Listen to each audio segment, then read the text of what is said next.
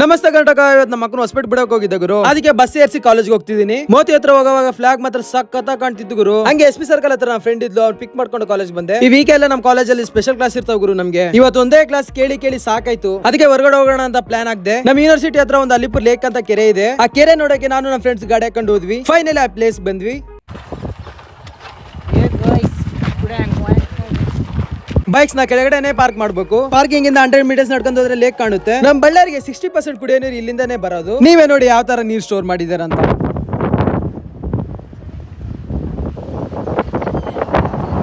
ನೋಡಿದ್ರಲ್ಲ ಯಾವ ತರ ಇದೆ ಅಂತ. ನೀವು ಅಲಿಪುರ್ ಲೇಕ್ ಹತ್ರ ಯಾವಾಗನ ಬರ್ಲಿ, ಸೆಕ್ಯೂರಿಟಿ ಗಾರ್ಡ್ ಇದ್ದೇ ಇರ್ತಾರೆ. ಅದಕ್ಕೆ ಅಲ್ಲಿ 5 ಮಿನಿಟ್ಸ್ 10 ಮಿನಿಟ್ಸ್ ಟೈಮ್ ಸ್ಪೆಂಡ್ ಮಾಡಬಹುದು ಅಷ್ಟೇ. ನೀವು ಕೂಡ ಒಂದ್ಸಲ ವಿಸಿಟ್ ಮಾಡಿ, ಸಖತ್ತಾಗಿದೆ ಪ್ಲೇಸ್. ಈ ಮಿನಿ ವ್ಲಾಗ್ ಇಷ್ಟ ಆಗಿದ್ರೆ ಲೈಕ್ ಮಾಡಿ, ಶೇರ್ ಮಾಡಿ, ಫಾಲೋ ಮಾಡಿ. Thank you for watching. Tata, bye bye.